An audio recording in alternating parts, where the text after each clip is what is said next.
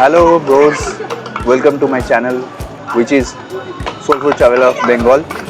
আর আজকে আমরা বাইক এবং বাইকের বিভিন্ন রকম প্রবলেম নিয়ে ডিসকাস করব। আর আমার সাথে রয়েছে আমার একটা রাইডার ফ্রেন্ড যার নাম আকাশ। Hello, thank you for inviting me on your vlog. Thank you for joining me. Thank you. আছিস তুই কেমন আছিস? সব ভালো চলছে। আচ্ছা, তুই মানে বাইকগুলো ভালো নেই? বাইক ভালো নেই, রোড কন্ডিশনও ভালো নেই, সেই রকম অবস্থার মধ্যে আমাদের চলতে হচ্ছে, কি করা যায়? মানে মেইনলি যেটা ব্যাপারে আমরা বলবো সেটা হচ্ছে যে বাইকের যে প্রবলেমসগুলো আসছে ওটা কেন আসছে? শুধু E20-র জন্য বাইকের প্রবলেমগুলো আসছে? এখন তুই যদি স্পেসিফিকলি E20-র জন্য বলিস তাহলে সেটা ভুল কথা হবে, কারণ কি স্পেসিফিকলি E20-র জন্য সব প্রবলেম আসছে না, কিছু কিছু অন্য জিনিসের জন্য প্রবলেম আসছে, আমাদের রাইডিং স্ট্যান্সের জন্য আসছে। বাট হ্যাঁ, যদি এখন মেন টপিক কিছু বলিস যে বাইকের অ্যাকচুয়ালি অন্য জিনিসগুলো কিসের জন্য প্রবলেম আসছে, আমি বলি E20-র জন্যই প্রবলেম আসছে। যদিও আমাদের গভর্নমেন্ট সেটা মানছে না, কেন গভর্নমেন্ট বলছে E20 petrol is good for environment, good for your bikes, কেন কি E20 কমপ্লায়েন্ট ইঞ্জিন। সো এখানে চিন্তার কোনো বিষয় নেই। বাট এখানে একটা বড় প্রবলেম হচ্ছে E20 যে ফিউলটা দিচ্ছে, সেই ফিউলটার মধ্যে 20% ইথানল না 15% ইথানল না 25% ইথানল, সেটা আমাদের কাছে ট্রান্সপারেন্সি নেই। তো ফিউলের কোয়ালিটির ওপর, আমাদের ইঞ্জিনের ওপর, কেন কি আমিও আমার অ্যাপাচি E20 কমপ্লায়েন্ট, তোরও মনে হয় N250 এটাও E20 কমপ্লায়েন্ট। হ্যাঁ, তুই কিছু ফেস করেছিস এখন মানে ইদানিং পেট্রোল নিয়ে? না, এটা আমি অ্যাকচুয়ালি এটা নেক্সট আমার কোশ্চেন ছিল তোর কাছে, যে অনেকে বলে যে তুমি কি ফেস করেছো সেটা বলো, অন্য কে কি করছে সেটা জেনে লাভ নেই। তো আমি যেটা ফেস করেছি ফিউল মাইলেজ ড্রপ। আমার মনে হয় মাইলেজ ড্রপ আমিও ফেস করেছি ভাই। আমার যখন প্রথম এই বাইকটা কিনেছিলাম তখন যে ফিউল E20 আসছিল কি না, বাট এর পরে যখন এসেছি দেখ, একটা টাইম পরে কিন্তু বাইকে মাইলেজ ড্রপ হয়, এটা জেনুইন। হ্যাঁ, ঠিক আছে, কেন কি প্রথমে হয়তো তুই যখন বাইক পারচেস করবি একটা রেন্টের টাইম থাকে, উইদিন 500 কিলোমিটার, উইদিন 1000 কিলোমিটার, তারপরে একটু মাইলেজ ইনক্রিজ হয়, আদারওয়াইজ ড্রপও হতে পারে।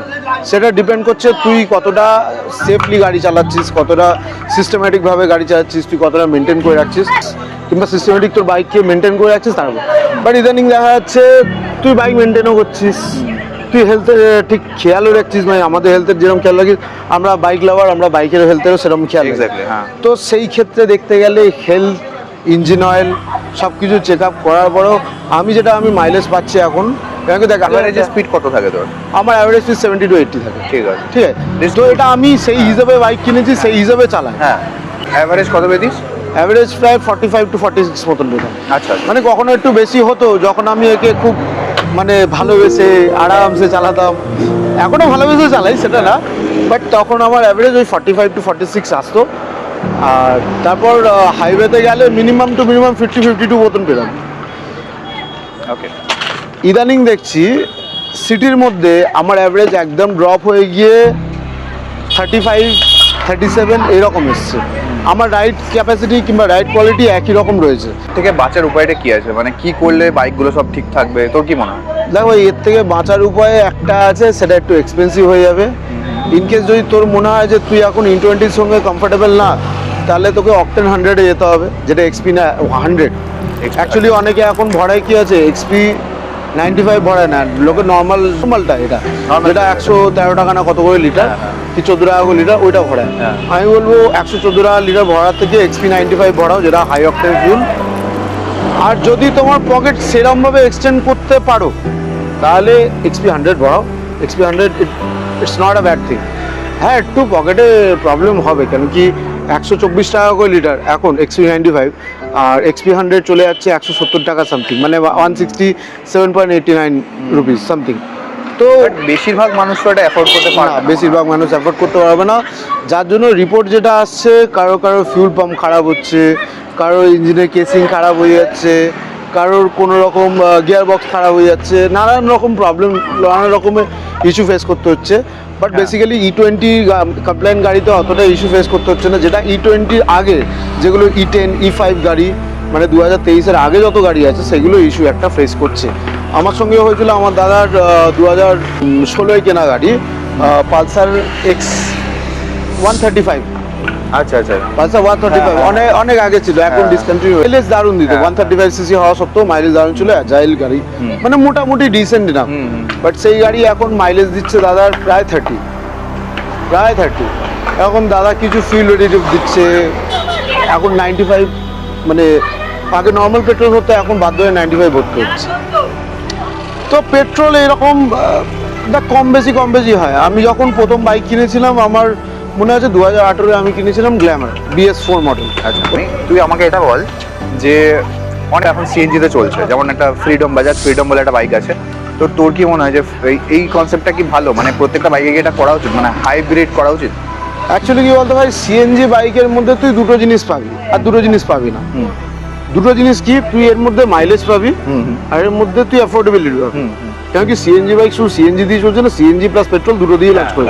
আর মার্কেটে আই থিঙ্ক একটাই বাইক আছে যেটা সিএনজি কমপ্লেন, ওই ছাড়া কোনো বাইক নেই। তো সেক্ষেত্রে দেখতে গেলে এই দুটো তোর কাছে ফ্রিডম থাকছে। আরেকটা এর মধ্যে প্রবলেম কি হচ্ছে, সিএনজি বাইকে তুই স্টাইল পাবি না, সিএনজি বাইকে তুই পারফরমেন্স পাবি না। মানে স্টাইল বলতে কোম্পানি যদি ডিজাইন করে সেইভাবে, ট্যাঙ্কটা ধর সিএনজি দিল বা পেট্রোল সিএনজি একটা হাইব্রিড করলো, সেটা যদি কোম্পানি ক্রিয়েট করে, তো সেরকম স্টাইলিং বাইকও কোম্পানি করতে পারে, কিন্তু কাস্টমার কি কিনবে? না, এখন যে সংকট হয়েছে তাতে মনে হয় কেনাই উচিত। আর না, এখন এটা বললে হবে না, কেন কি দেখ, কাস্টমার সবসময় চায় আমার কাছে কম্প্যাক্ট বাইক থাক, বেশি লার্জ না হয়ে যাক, কেন কি ওকে সিটির মধ্যেই চালাতে হবে। সেকেন্ড হচ্ছে সিএনজি বাইক তোর বেশি যদি স্টাইলিংও করতে যায় না, ওর ভিতরের কম্পোনেন্ট সব কিছু সিঙ্ক করতে হবে কোম্পানিতে। তো ওখানে একটা বড় প্রবলেম ক্রিয়েট হয়ে যাচ্ছে যে কম্প্যাক্টে একটা সিএনজি ট্যাঙ্কও ফিট করতে হয়। ট্যাঙ্ক কখনো ঘুরিয়ে দেওয়া যায় না, একটা স্ট্রেট ট্যাঙ্ক করতে হয় যাতে কোনো রকম তাদের কাটস অ্যান্ড ক্রিজ না থাকে। তো এটা একটা বড্ড চ্যালেঞ্জিং বিষয় যে এখানে কোম্পানি যে কোনো একটা বাইক লঞ্চ করার আগে দুটো জিনিস কোম্পানি ফ্যাক্টর করে। প্রথম হচ্ছে সেই বাইকে R&D করতে হবে, R&Dতে একটা ম্যাসিভ অ্যামাউন্ট খরচা হয়। আর সেকেন্ড হচ্ছে সেই বাইকের রেজিস্ট্রেশন ফিস, মানে গভর্নমেন্টের কাছে সেটা রেজিস্টার করতে হয়। তো এই দুটো খরচা করতে চাইছে না। এখন আমি বলবো গভর্নমেন্ট আর যে কোম্পানি, যেটা টু হুইলার কোম্পানি, টোটালটা ফোকাস দিচ্ছে ইভির ওপর, ক্योंकि EV is the safest option. না তো ওতে ইমিশন কোনো আছে, না তো ওতে কোনো রকম বেশি প্রবলেম হচ্ছে, easy to use, easy to maintain. আচ্ছা, তোর কি মনে হয় যে ইভি তো নয় গাড়ির ফিউচার বুঝলাম, মানে ফোর হুইলারের, টু হুইলারের ফিউচারে কি ইভি মনে হচ্ছে তোর? ইভি করা যায়, এখন টেকনোলজি এতটা বেশি অ্যাডভান্স হয়েছে যে যেখানে ইভি পেট্রোল গাড়ির সঙ্গে টক্কর দিতে পারছে। হ্যাঁ, এখনো পর্যন্ত সেই সেগমেন্ট ক্লিয়ার হয়নি, হয়তো ইভি সেই সেগমেন্ট ক্লিয়ার হয়নি, সেই সেগমেন্টে রুল করতে পারছে না যেখানে আমাদের পেট্রোল গাড়িগুলো আছে, পেট্রোল টু হুইলারগুলো আছে। বাট বাই ফিউচার দেখা যাক কী হয়, কেন কি এখন আমাদের এর মধ্যে ইন্ডিয়ান কোম্পানি আছে আল্ট্রাভায়োলেট, যার দুটো বাইক লঞ্চ করে দিয়েছে, F77। তাছাড়া ওদের আই থিঙ্ক মনে হয় ডার্ট বাইক কিংবা অফ রোডিং বাইকও লঞ্চ করে দিয়েছে। প্রোস কজ তো ওতে আছে, যেমন চার্জিং স্টেশনগুলো সব এক্স্যাক্টলি ওয়ার্কিং অবস্থায় নেই। কোম্পানি ওখানে মানে চেষ্টা করছে যাতে রেঞ্জটা বাড়ানো যায়, ব্যাটারি ব্যাকটা বাড়ানো যায়, স্টাইলিং একটু ভালো দেওয়া যায়, কাস্টমারকে কমফর্ট দেওয়া যায়, কাস্টমারকে একটা অ্যাফোর্ডেবিলিটি দেওয়া যায়। এখনও দেখ সব মানুষের হাতে নাগালে ইভিগুলো নেই।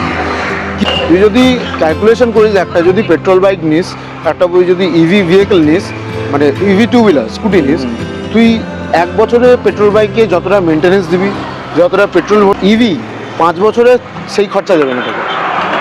আচ্ছা, আমরা প্রায় ডিসকাশনের এন্ডে চলে এসেছি, তো আমার লাস্ট টপিক এটাই যে জাস্ট ইম্যাজিন কর যদি হাইব্রিড অপশন আনে, তো তোর জন্য মনে হবে কোনটা, দুটো অপশন আছে, তোর মনে হবে কোনটা হলে বেটার হয়? একটা হচ্ছে ডিজেল হাইব্রিড বা ফুল ডিজেল, আর না হলে মানে লেট মি সে হাই ডিজেল। বাইকে আপাতত ডিজেল নেই, না সিএনজি আসতে হলে ডিজেল আসতে পারে, আছে বলে ইনভেন্ট হয়ে গেছে already. Diesel tried and tested, two wheeler মার্কেটে ডিজেল ইঞ্জিন মানে কম্প্যাটেবল। ডিজেলের বার্ন আউট, ডিজেলের বার্নিং প্রপার্টি পেট্রোলের থেকে বেশি। তো ওকে ইঞ্জিনটাও করতে হবে সেরকম ম্যাসিভ আর সেরকম পাওয়ারফুল। হয়তো তুই ডিজেল ইঞ্জিনে সিঙ্গেল সিলিন্ডারে দিলে, যেমন তুই জানিস হয়তো পুরোনো একটা এনফিল্ডের বাইক ছিল, হ্যাঁ ডিজেল বুলেট ইউনিট সেল হয়েছে, কিন্তু তারপরে ওটা ফার্দার প্রোডাকশনে যায়।